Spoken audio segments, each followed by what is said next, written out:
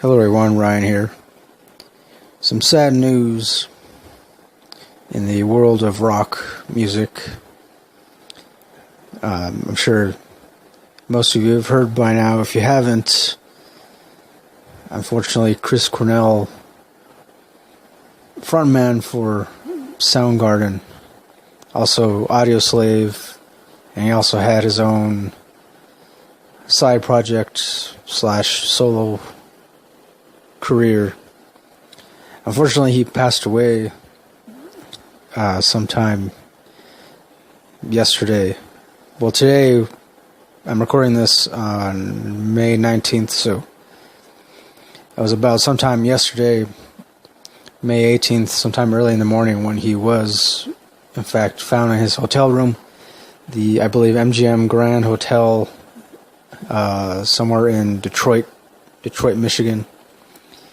And unfortunately, it was also ruled as a suicide, which to me seems kind of weird, because he had played a show in Detroit, and even the day before, when he first arrived in Detroit, he tweeted out something to the effect of that he was happy to be in Detroit, and he was ready to,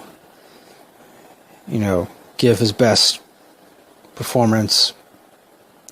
And even a lot of people, I've read a lot of stuff people have posted about him who were at that concert, and a lot of people said that it was a really good show, and they, as far as anybody who was there could tell, I mean, they couldn't really tell.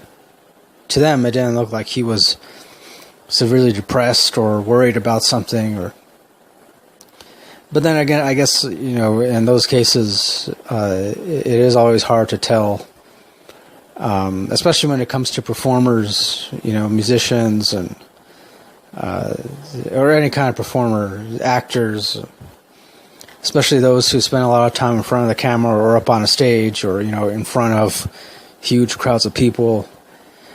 I mean, yeah, naturally you'd expect that most of the time when they're in front of a large audience, they put on a show, and they do their best to not allow their true feelings to show. I mean, for the most part. I mean, I know me personally, I am also a musician. I mean, I play guitar. I've been playing guitar and playing with a bunch of different bands over the past, I want to say 16 or so odd years.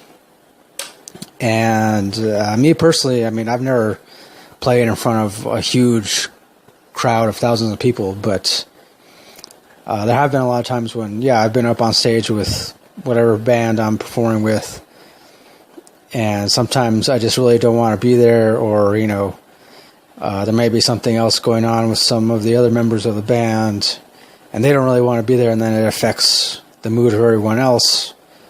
But even when something like that happens, usually, for the most part, me personally, I'm able to detach from that and just play the music, just rock out as best as I can. And usually people can't really tell, as far as if there's any underlining thing going on. And that's pretty much how depression works, or, when it comes to people who do suffer from depression. I mean, granted, I can't say that I know exactly what Chris Cornell went through, or what various things he had to deal with in his day-to-day life. I don't know that. I mean, none of us really know that. I think, obviously, his close friends and family members would definitely have a much better idea of that, but for the rest of us, we don't know. So it's definitely a huge loss to the rock community, to the music world in general. because not only was he an awesome rock singer, but also just an overall, down-to-earth kind of guy. I mean, from what I've seen in interviews with him in the past and also read about, a lot of people have said that, yeah, he seemed like just a very open kind of guy. And, unfortunately, it's unfortunate that something like this happens. The